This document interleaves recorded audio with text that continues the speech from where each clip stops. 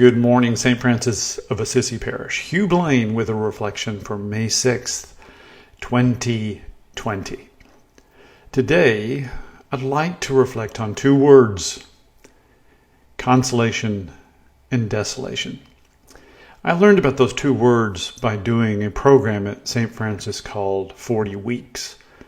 And the long title of the program is 40 Weeks, an Ignatian Path to Christ through Sacred Story Prayer. Man, is that a long title or what?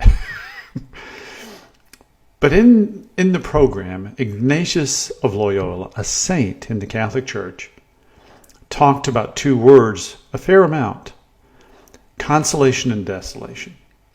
So think about this. Desolation can be despair, discouragement, being despondent, not feeling encouraged or hopeful. And then consolation, on the other hand, is the opposite. Consolation is hopeful, encouraged, grateful, feeling compelled or drawn towards Christ and the church and all those things that are good. Desolation is the opposite. And Ignatius realized that desolation was coming from the enemy of his human nature. It wasn't coming from God. And that it was discernment that was required in order to know which one was he experiencing at that particular moment in time. It's really easy in these times of the coronavirus to feel a sense of desolation, where everywhere we turn there can be bad news. There can be bad news about the economy. There can be bad news about healthcare workers and emergency workers. It is so easy to get wrapped up in the disillusionment and to become discouraged. I can speak from personal experience. I had one of those days yesterday where I could not see the good, and I couldn't find something to really hold on to and to be grateful for a period of time. It didn't last days, but it lasted hours.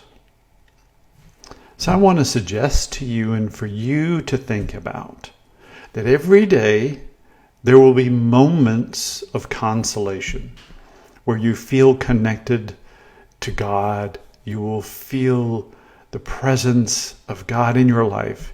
There will be grace. There will be encouragement. There will be love. There will be hope. And there will be times that are the opposite.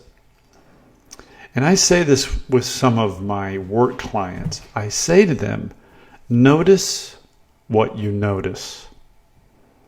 And pay attention to that which you pay attention to. Now, I'm not trying to be Riddle. I'm not trying to be the Riddler from Batman. I'm trying to suggest that in our faith, what we're asked to do, what we're encouraged to do, is to wake up. Wake up to the present moment in which you and I find ourselves living. This moment, right now, you watching this reflection. Is it encouraging? Do you feel consolation? Do you feel desolation?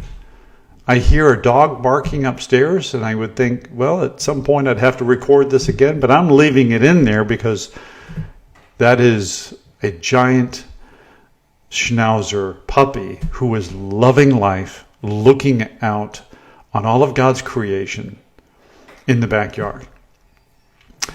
If you want to experience more consolation, one of the things to do is just to pay attention to when you feel desolation and recognize that it comes from the enemy. It is not coming from God. Desolation is not a state of being that God is giving you. It is a moment for you to return and to repent and to turn to all that is good. And you can do that by just saying a prayer. Lord, help me. I don't know what to do in this moment. I'm feeling desolation. Help me. Something as simple as that. So whatever prayer practice you have, Just turn, say a prayer. You could do something as simple as making the sign of the cross and saying, in this moment, Lord, I want you to be with me. So desolation, consolation, both are going to be with us every single day. And that there is just noticing when you feel one versus the other. And then just do one tiny thing and turn towards Christ and ask for help. And man, that makes all the difference in the world. Thank you, everyone. God bless you. And I hope that you have a day filled with consolation. Take good care. Bye-bye.